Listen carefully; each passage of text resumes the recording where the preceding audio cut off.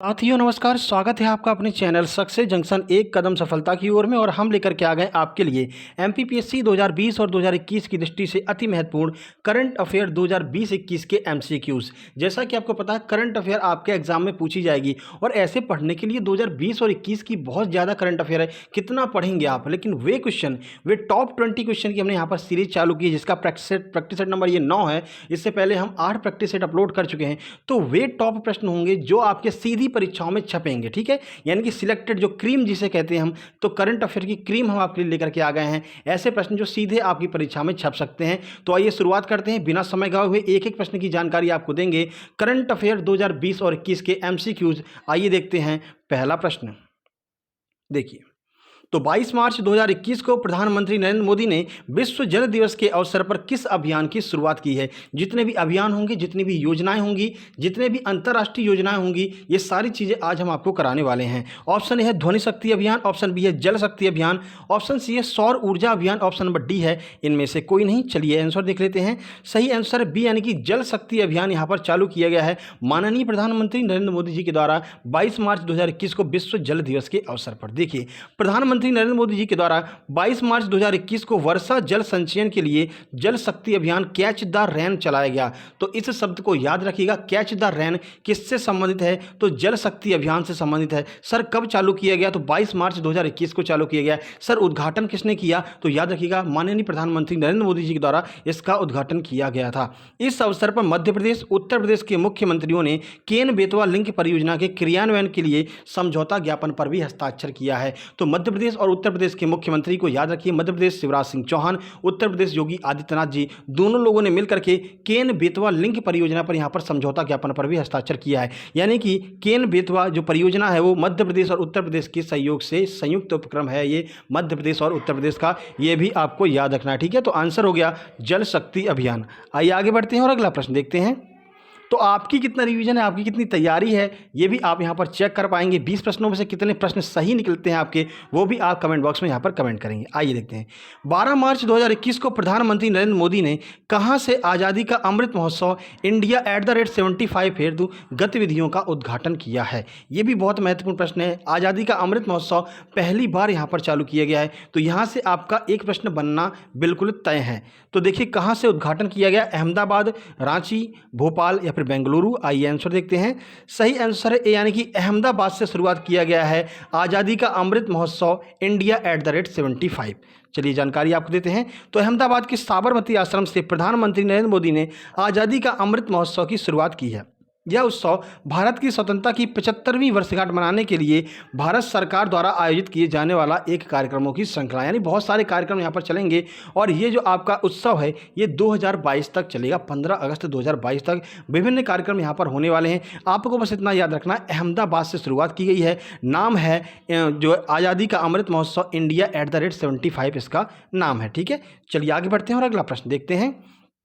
Ease of living index से प्रश्न पूछे जाते हैं। तो ईज ऑफ लिविंग इंडेक्स 2020 में 10 लाख से कम आबादी वाले शहरों की श्रेणी में किस शहर को प्रथम स्थान प्राप्त हुआ है। याद रखिएगा, 10 लाख से कम आबादी वाले जो है शहरों की बात की जा रही है। इंदौर, पटना, शिमला या फिर उज्जैन। आइए आंसर देखते हैं।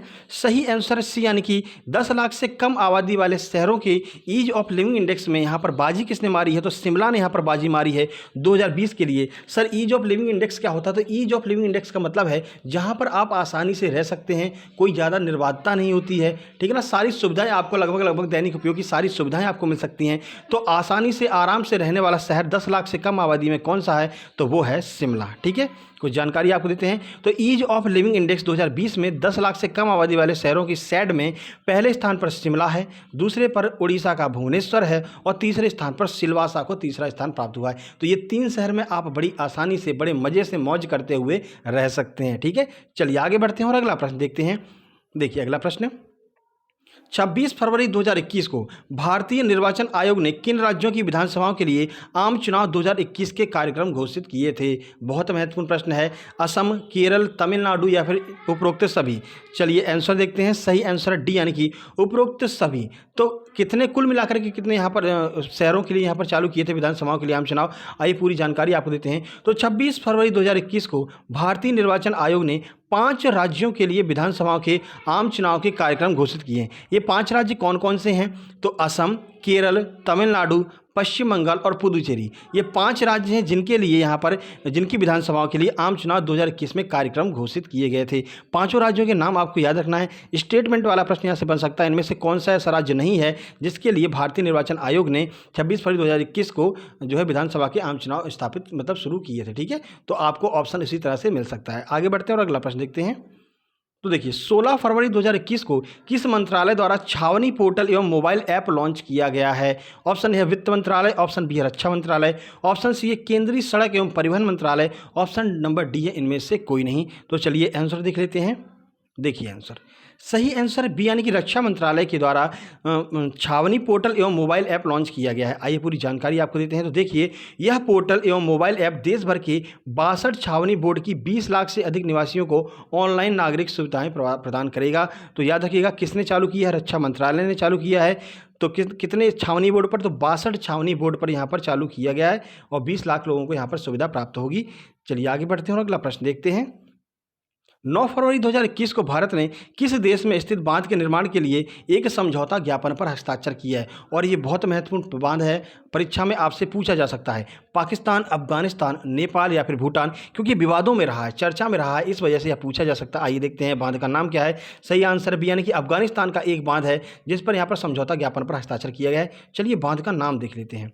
तो भारत ने अफगानिस्तान के साथ में सहतूत बांध को लेकर के एक समझौता ज्ञापन पर हस्ताक्षर किए हैं। बांध का नाम याद रखना है सर। सहतूत बांध कहाँ पर है? तो अफगानिस्तान में बनाया जा रहा है। यह बांध आर्थिक दृष्टि से अति महत्वपूर्ण है भारत के लिए, इसलिए यह प्रश्न हमारे लिए भी महत्वपूर्ण है। ये सहतूत बांध कहाँ पर है? तो अफगानिस्तान में है और इसी को लेकर के भारत और अफगानिस्तान के मध्य में यहाँ पर समझौता ज्ञापन पर हस्ताक्षर किए गए हैं। आगे बढ़ते हैं, अगला प्रश्न देखते हैं। अभी हाल ही में किस दिन चौरा चौरी शताब्दी समारोह का उद्घाटन प्रधानमंत्री मोदी जी के द्वारा किया गया है? 2 फरवरी 2021, 4 फरवरी 2021, 5 फरवरी 2021 या फिर 6 फरवरी 2021? बहुत क्लोज यहाँ पर बिल्कुल ऑप्शन दिए हैं। सही आंसर बी यानी कि 4 फरवरी 2021 को चौरा चौरी शताब्दी समारोह का उद्घाटन किया गया। तो देखिए 4 फरवरी 2021 को चौरा चौरी कांड के 100 वर्ष पूरे हो चुके हैं। इस अवसर पर प्रधानमंत्री मोदी ने घटना को समर्पित एक डाक टिकट भी जारी किया है। तो तीनों फैक्ट आपके लिए महत्वपूर्ण है। 100 वर्ष पूरे हुए हैं किसके? तो चौरा चौरी कांड के। 4 फरवरी 2021 को पूरे हुए हैं। एक डाक टिकट भी प्रधानमंत्री मोदी जी के द्वारा जारी किया गया है। गोरखपुर में यह कांड हुआ था जिसका नाम है चौरा चौरी कांड। ठीक है, आगे बढ़ते हैं और अगला प्रश्न देखते हैं। सविनय अवज्ञा आंदोलन फिर बाद में रोक दिया गया था। आगे की सारी जानकारी आपको पता ही है। स्वराज पार्टी फिर मोतीलाल नेहरू जी के द्वारा बनाई गई थी 1923 में। ठीक है, देखिए 23 जनवरी 2021 को संस्कृति मंत्रालय ने नेताजी सुभाष चंद्र बोस की 125वीं जयंती के उपलक्ष्य में कहां पर विशेष कार्यक्रम आयोजित किया है और उनके जन्म दिवस को किस नाम से यहाँ पर मनाने की घोषणा की गई है, ये भी हम आपको बताने वाले हैं। चमोली, नागपुर, इंदौर या फिर खड़गपुर? आइए आंसर देखते हैं। सही आंसर बी यानी कि महाराष्ट्र के नागपुर में यहाँ पर एक कार्यक्रम आयोजित किया गया था। देखिए एक भारत श्रेष्ठ भारत योजना के तहत एक विशेष सांस्कृतिक कार्यक्रम का आयोजन किया गया। यह आयोजन दक्षिण मध्य क्षेत्र सांस्कृतिक केंद्र नागपुर के द्वारा किया गया। नेताजी सुभाष चंद्र बोस के जन्म दिवस को पराक्रम दिवस के रूप में मनाने का निर्णय लिया गया है। याद रखिएगा, आपसे पूछा जा सकता है कि पराक्रम दिवस का संबंध किस एक महान नेता से है? तो याद रखिएगा नेताजी सुभाष चंद्र बोस के जन्म दिवस को अब पराक्रम दिवस के रूप में मनाया जाएगा। ठीक है, आगे बढ़ते हैं और अगला प्रश्न देखते हैं। प्रधानमंत्री नरेंद्र मोदी ने 28 दिसंबर 2020 को प्रधानमंत्री मोदी ने वीडियो कॉन्फ्रेंसिंग के माध्यम से दिल्ली मेट्रो की किस लाइन पर देश की प्रथम चालक रहित मेट्रो ट्रेन का परिचालन उद्घाटन किया है? यानी कि चालक रहित, उसमें चालक नहीं होगा और ऐसी जो ट्रेन है वो कौन सी लाइन पर चली है ये तो पक्का पता है कि दिल्ली मेट्रो ने चालू किया है, लेकिन दिल्ली मेट्रो के किस लाइन पर चालू की गई है चालक रहित मेट्रो ट्रेन? देश की पहली चालक रहित मेट्रो ट्रेन है, इसलिए हमारे लिए महत्वपूर्ण है। Green line, blue line, magenta line या फिर येलो लाइन? चलिए आंसर देख लेते हैं। सही आंसर है सी यानी कि मैजेंटा लाइन पर प्रधानमंत्री मोदी जी के द्वारा यहाँ पर एक चालक रहित मेट्रो ट्रेन का उद्घाटन किया गया है। देखिए 37 किलोमीटर लंबी यह लाइन जनकपुरी पश्चिम से botanical garden metro station Noida को जोड़ती है। कौन सी? Magenta line. ठीक है, जहाँ पर एक चालक रहित यहाँ पर मेट्रो ट्रेन चालू की गई है। 28 दिसंबर 2020 को प्रधानमंत्री मोदी ने महाराष्ट्र के सांगोला से पश्चिम बंगाल के शालीमार तक जाने वाली 100वीं किसान रेल को भी यहाँ पर रवाना किया। तो दो काम यहाँ पर हुए 28 दिसंबर 2020 को। एक तो दोनों काम आपके रेलवे से संबंधित हैं। एक तो यहाँ पर मोदी जी ने चालक रहित मेट्रो ट्रेन चालू की है। ठीक है, कहाँ? Magenta line. कहाँ पर? दिल्ली में। दूसरा काम इन्होंने किया है कि महाराष्ट्र के सांगोला से पश्चिम बंगाल के शालीमार तक 100वीं किसान रेल का भी उद्घाटन किया है माननीय प्रधानमंत्री मोदी जी ने। तो याद रखिएगा। ठीक है, आगे बढ़ते हैं। ये पूछ लिया जाएगा 100वीं किसान रेल कहाँ से कहाँ तक चली है, तो महाराष्ट्र के सांगोला से और शालीमार तक यहाँ पर चली है, आपको याद रखना है। नवंबर 2020 में किस राज्य की तेजपुर लीची को जीआई टैग प्राप्त हुआ है? इस लीची का भी भारत ने निर्यात भी किया है दुबई में, इसलिए आपके लिए महत्वपूर्ण है। कहाँ की है तेजपुर लीची? बिहार, जम्मू कश्मीर, केरल या फिर असम? आइए आंसर देखते हैं। सही आंसर है डी, यानी कि असम की है तेजपुर लीची, जिसको जो है जीआई टैग प्रदान किया गया है। चलिए, असम की तेजपुर लीची को नवंबर 2020 में जीआई टैग, जिसे हम जियोलॉजिकल इंडिकेशन टैग कहते हैं, इसको जो है प्रदान किया गया है। कहाँ की है ये तेजपुर लीची? तो याद रखिएगा असम की है तेजपुर लीची। आज का आपका प्रश्न यहीं से बन रहा है, जिसे आपको कमेंट बॉक्स में कमेंट करना है कि पहला जीआई टैग किसे दिया गया था, किस भारतीय उत्पाद को पहला जीआई टैग दिया गया है, जो दिया गया था, जिसे देखिए जो सुबह हम आपके लिए 7:30 बजे करंट अफेयर वाली वीडियो लेकर के आते हैं, वहाँ पर जो हम स्टैटिक जीके के प्रश्नों को कवर करते हैं, तब हमने कई बार इस प्रश्न के बारे में आपको बताया कि भारत का पहला जीआई टैग किसे दिया गया था। अगर आप डेली बेस पर हमारी वीडियो देख रहे होंगे करंट अफेयर वाली, तो आपको याद होगा। चलिए देखते हैं कौन कौन यहाँ पर कमेंट बॉक्स में कमेंट करेगा जो हमारी डेली वीडियो देखता है। आगे बढ़ते हैं, अगला प्रश्न देखते हैं। 31 अक्टूबर 2020 को भारत के तत्कालीन मुख्य न्यायाधीश शरद अरविंद बोबड़े ने कहां पर देश के पहले टीम रिसर्च सेंटर न्याय कौशल का उद्घाटन किया है? उत्तराखंड, तमिलनाडु, महाराष्ट्र या फिर उत्तराखंड? डबल बार उत्तराखंड हो गया, कोई बात नहीं। आइए आंसर देख लेते हैं। सही आंसर है सी, यानी कि महाराष्ट्र में 31 अक्टूबर 2020 को भारत के तत्कालीन मुख्य न्यायाधीश जो है शरद अरविंद बोबड़े थे उस समय पर, उन्होंने न्याय कौशल का उद्घाटन किया। कुछ जानकारी आपको देते हैं। तो देखिए, न्याय कौशल देश में अपनी तरह का पहला ई रिसोर्स सेंटर है, जो उच्चतम न्यायालय सहित देश भर के उच्च न्यायालय की जिला न्यायालय में मुकदमों की ई फाइलिंग की सुविधा प्रदान करेगा। यानी कि सारी जो सुविधाएं हैं वो आपकी इलेक्ट्रॉनिक माध्यम से चालू कर दी गई हैं। पोर्टल का नाम याद रखिएगा, पोर्टल का नाम है न्याय कौशल। बहुत महत्वपूर्ण यह प्रश्न है, क्योंकि यहाँ पर न्यायालय में भी अब जो है इलेक्ट्रॉनिक चीज़ें स्टार्ट हो गई हैं, डिजिटल कर दिया गया है, तो आपके लिए महत्वपूर्ण प्रश्न बनेगा। महाराष्ट्र में चालू की गई है ये योजना, ठीक है, शुरुआत महाराष्ट्र से की गई है। आगे बढ़ते हैं। तो देखिए, 21 सितंबर 2020 को वीडियो कॉन्फ्रेंसिंग के माध्यम से किस राज्य में घर तक फाइबर योजना चालू की गई है? घर तक फाइबर योजना, देखिए योजनाओं को ज़्यादा से ज़्यादा कवर किया है हमने। क्यों? क्योंकि योजनाएं ही आपसे पूछी जाएंगी आपकी आगामी परीक्षाओं में, ठीक है। बिहार, उड़ीसा, राजस्थान, तेलंगाना? सही आंसर है ए, यानी कि बिहार में यहाँ पर घर तक फाइबर योजना चालू की गई है। देखिए जानकारी, तो वीडियो कॉन्फ्रेंसिंग के माध्यम से घर तक फाइबर योजना बिहार राज्य सरकार के द्वारा चालू की गई। डेट याद रखिएगा, 21 सितंबर 2020 को ये योजना चालू की गई बिहार में, घर तक फाइबर योजना। आगे बढ़ते हैं। देखिए, अगर करंट अफेयर के 15 प्रश्न आपके एग्जाम में आ रहे हैं, तो कम से कम आपके 5 से 6 प्रश्न जो हैं वो योजनाओं को ही कवर करेंगे। तो योजनाएं आपको कवर करते हुए चलना है। विशेष योजनाओं की वीडियो हमने एक अपलोड कर दी है, दूसरा पार्ट बहुत जल्दी आने वाला है। 29 अगस्त 2020 को युवा कार्यक्रम एवं खेल मंत्रालय ने किस पुरस्कार की राशि 7.5 लाख रुपए से बढ़ा करके 25 लाख रुपए कर दी? अर्जुन पुरस्कार, एकलव्य पुरस्कार, राजीव गांधी खेल रत्न पुरस्कार या फिर इनमें से कोई नहीं? आंसर की बात करें, सही आंसर है सी, यानी कि राजीव गांधी खेल रत्न पुरस्कार की राशि 7.5 लाख रुपए से बढ़ा करके 25 लाख रुपए कर दी है। 29 अगस्त 2020 को जो है यहाँ पर कार्यक्रम जो आयोजित किया गया है। आपको पता है राष्ट्रीय खेल पुरस्कार 29 अगस्त को प्रदान किए जाते हैं। मेजर ध्यानचंद जी का जन्म दिवस होता है उस दिन। तो 29 अगस्त 2020 को राजीव गांधी खेल रत्न पुरस्कार की राशि बढ़ा करके 25 लाख रुपए कर दी गई है। कुछ अन्य पुरस्कारों की राशि बढ़ाई गई है, आइए उसको भी देख लेते हैं। तो अर्जुन पुरस्कार की राशि 5 लाख से बढ़ा करके 15 लाख कर दी गई है। कोई बात नहीं, ठीक है, 15 लाख कर दी गई है। द्रोणाचार्य पुरस्कार की राशि 5 लाख से बढ़ा करके 10 लाख कर दी गई है। तो तीनों पुरस्कार आपको याद रखने हैं। आगे बढ़ते हैं। देखिए, माननीय राष्ट्रपति जी के द्वारा यहाँ पर खेल रत्न पुरस्कार दिए जाते हैं, ये भी आपको याद रखना है, ठीक है। देखिए, राजीव गांधी खेल रत्न पुरस्कार 2020 में कितने लोगों को दिए गए? 5 लोगों को दिए गए। कई बार हमने आपको करंट अफेयर वाली वीडियो में कवर कराया है। 24 अगस्त 2020 को किस नदी के ऊपर निर्मित भारत की सबसे लंबी नदी रोपवे का उद्घाटन किया गया है? भारत की पहली सबसे लंबी नदी रोपवे किस नदी के ऊपर बनाई गई है? महत्वपूर्ण प्रश्न बनेगा आपके लिए, ये आपका ज्योग्राफी को कवर करता हुआ प्रश्न है। ब्रह्मपुत्र, गंगा, वेनगंगा या फिर गोदावरी? चलिए आंसर देख लेते हैं। सही आंसर है ए, यानी कि ब्रह्मपुत्र नदी के ऊपर यहाँ पर भारत का पहला सबसे लंबा नदी रोपवे बनाया गया है। देखिए, तो 24 अगस्त 2020 को गुवाहाटी असम में ब्रह्मपुत्र नदी के ऊपर भारत की सबसे लंबी नदी रोपवे का उद्घाटन किया गया। इस रोपवे की लंबाई 1.82 किलोमीटर है। याद रखिएगा, लंबाई आपसे पूछा जा सकता है, नदी का नाम आपसे पूछा जा सकता है, डेट आपसे पूछा जा सकता है, शहर का नाम आपसे पूछा जा सकता है। तो एक ही प्रश्न में आपके 5 से 6 प्रश्न यहाँ पर कवर हो रहे हैं। इसीलिए हम कहते हैं हमारी प्रश्नों की संख्या थोड़ी होगी, लेकिन उसके अंदर जितनी जानकारी होगी ना, अगर 20 प्रश्न हैं तो मल्टीप्लाई बाई 4 कर लीजिए, 80 प्रश्न आपके इन 20 प्रश्नों के अंदर ही कवर कवर होंगे। हमारा वो काम नहीं है कि एक प्रश्न पढ़िए, वन लाइनर फैक्ट आंसर देते चले जाइए, ना ना ना, एक प्रश्न पढ़ेंगे पूरी जानकारी आपको देंगे, ठीक है, क्योंकि उन्हीं प्रश्नों से आपके लिए ज़्यादा से ज़्यादा प्रश्न बन सकते हैं। आगे बढ़ते हैं। देखिए, केंद्र सरकार ने मोबाइल ऐप हरित पथ को कब लॉन्च किया है? देखिए, ये ऐप जो है वो भी आपसे पूछे जाते हैं। 20 फरवरी 2020, 21 अगस्त 2020, 20 जनवरी 2020 या फिर 2 अक्टूबर 2020। आइए आंसर देखते हैं। सही आंसर बी, यानी कि 21 अगस्त 2020 को केंद्र सरकार के द्वारा मोबाइल ऐप हरित पथ लॉन्च किया गया है। सर, ये ऐप किससे संबंधित है, क्यों लॉन्च किया गया है, पूरी जानकारी आपको देते हैं। 21 अगस्त 2020 को केंद्र सरकार ने राष्ट्रीय राजमार्ग पर पौधारोपण की निगरानी हेतु हरित पथ नाम का एक मोबाइल ऐप लॉन्च किया है, ठीक है। तो सीधा प्रश्न बनेगा कि पौधा जो आपका हरित पथ जो ऐप है वो किससे संबंधित है? तो आपको याद रखना है पौधारोपण की निगरानी। सर, कौन से पौधारोपण? जो राष्ट्रीय राजमार्ग यानी कि जो हाईवेज पर पौधारोपण किए जाते हैं उनकी निगरानी के लिए यहाँ पर हरित पथ नाम से एक मोबाइल ऐप लॉन्च किया गया है। आगे बढ़ते हैं और अगला प्रश्न देखते हैं। केंद्रीय मंत्री नरेंद्र सिंह तोमर द्वारा वीडियो कॉन्फ्रेंसिंग के माध्यम से खेतों, बाजारों, उपभोक्ताओं को जोड़ने वाली पहली किसान रेल का शुभारंभ कब किया गया? प्रश्न बहुत महत्वपूर्ण है। पहली किसान रेल का शुभारंभ कब किया गया, यह आपसे पूछा जा रहा है। पूरी जानकारी आपको देंगे, कहाँ से कहाँ के बीच चलाई गई ये भी आपको बताएंगे।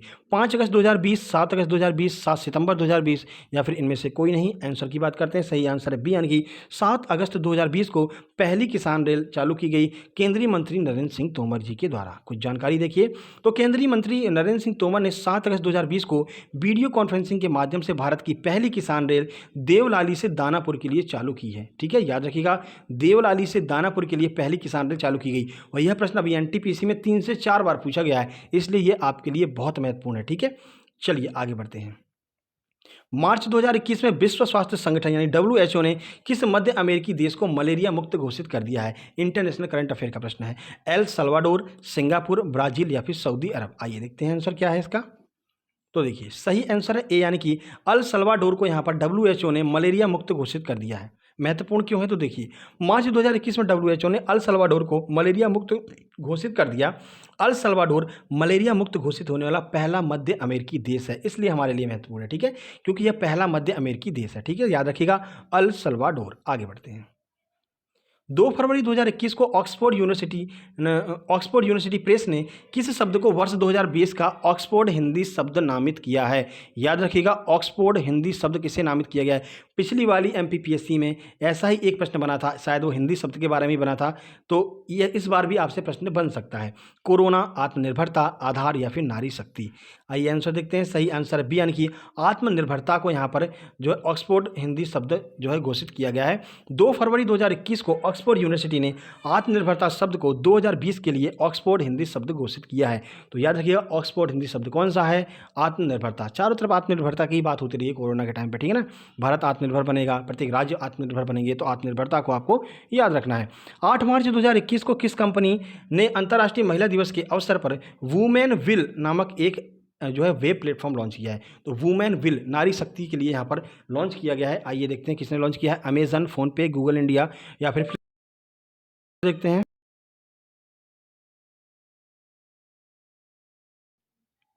कोई बात नहीं, चलिए आंसर की बात करते हैं। सही आंसर सी, यानी कि गूगल इंडिया ने यहाँ पर लॉन्च किया है, ठीक है। चलिए कुछ जानकारी आपको देते हैं। तो गूगल इंडिया ने अंतर्राष्ट्रीय महिला दिवस के अवसर पर वुमेन विल नाम का एक नया प्लेटफॉर्म लॉन्च किया है। यह प्लेटफॉर्म भारत में 1 मिलियन ग्रामीण महिलाओं को अपना समर्थन प्रदान करेगा, जैसे व्यावसायिक ट्यूटोरियल और मेंटरशिप की मदद से उद्यमी बन सके। यानी कि महिलाओं को एक तरह से उद्यमी बनाने के लिए, अपने पैरों पर खड़ा करने के लिए गूगल इंडिया ने यहाँ पर लॉन्च किया है। महिला दिवस के अवसर पर वुमेन विल नाम से एक प्लेटफॉर्म यहाँ पर लॉन्च किया है। आगे बढ़ते हैं। हिंदी पासपोर्ट इंडेक्स 2020 में भारत के पासपोर्ट को कौन सा जो है स्थान प्राप्त हुआ? यहाँ पर हिंदी नहीं होगा, हिंदी तो कुछ होते नहीं है। विश्व पासपोर्ट इंडेक्स यहाँ पर इसका हो जाएगा, ठीक है, याद रखिएगा, काट लीजिएगा उसको। विश्व पासपोर्ट इंडेक्स 2020 में भारत को कौन सा यहाँ पर जो है स्थान प्राप्त हुआ? हेनेले पासपोर्ट इंडेक्स होगा। सही आंसर इसका हेनेले पासपोर्ट इंडेक्स होगा। 63वां, 55वां, 85वां या फिर 93वां? आइए आंसर देखते हैं। सही आंसर सी, यानी कि 85वां स्थान यहाँ पर प्राप्त हुआ है हेनेले पासपोर्ट इंडेक्स 2020 में भारत के पासपोर्ट को। भारत 58 मोबिलिटी स्कोर के साथ में 85वें स्थान पर रहा। यह लिस्ट 5 जनवरी 2021 को जारी की गई। पहले स्थान पर कौन रहा है? तो जापान 191 मोबिलिटी स्कूल के साथ में शीर्ष स्थान पर रहा। अर्थात जापान के यात्री बिना किसी पूर्व वीज़ा के 191 देशों की यात्रा कर सकते हैं।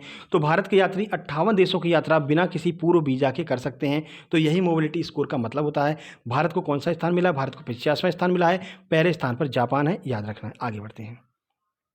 तो ये आपके लिए महत्वपूर्ण प्रश्न थे। आपको ये प्रश्न कैसे लगे कमेंट बॉक्स में कमेंट कीजिए। वीडियो पसंद है वीडियो को लाइक कीजिए, दोस्तों के पास शेयर कीजिए। चैनल को सब्सक्राइब करके नोटिफिकेशन बेल जरूर दबा लीजिएगा, क्योंकि ये हमारी आज दिन की तीसरी वीडियो है। क्योंकि एग्जाम नज़दीक है तो हम आपके लिए ज़्यादा से ज़्यादा यहाँ पर सिलेबस को कवर कराने का प्रयास करेंगे। जितना प्रैक्टिस आप कर लेंगे आप उतना दूसरों से आगे निकल जाएंगे। सुबह 7:30 बजे करंट अफेयर जरूर लीजिएगा, क्योंकि आगामी जितनी भी परीक्षाएं आने वाली हैं सबके लिए वो करंट अफेयर महत्वपूर्ण है। क्योंकि वहाँ पर हम आपको एक अवार्ड का डेली डिस्कस कर रहे हैं जो आपकी परीक्षा में पूछे जा सकते हैं। आज हमने तानसेन अवार्ड को डिस्कस किया, पूरी जानकारी दी है। कब तानसेन समारोह त्योहार से समारोह में बदल गया, कब समारोह से सम्मान में बदल गया, पहली बार किसे दिया गया, सारी जानकारी आज हमने वहाँ पर दी है। तो जरूर देखिएगा करंट अफेयर। दोपहर में हमने यहाँ पर आपके लिए एक विशेष वीडियो यहाँ पर अपलोड की है, जो है उसको भी आपको देखना है प्रैक्टिस सेट के तौर पर। यानी मध्य प्रदेश की जो वर्तमान में मंत्री हैं और जो नवनियुक्त यहाँ पर लोग हैं मध्य प्रदेश में, किस किस को कौन क्या है मध्य प्रदेश में, सारी जानकारी आज दोपहर वाली वीडियो में हमने दी है MCQs के तौर पर। और शाम को 6 बजे हम आपके लिए ये वीडियो लेकर के आ गए। ठीक है, इतनी मेहनत हम आपके लिए कर रहे हैं तो एक लाइक तो बनता है मेरे दोस्त। चलिए मिलते हैं कल सुबह 7:30 बजे वाली करंट अफेयर की वीडियो में। तब तक के लिए नमस्कार, धन्यवाद।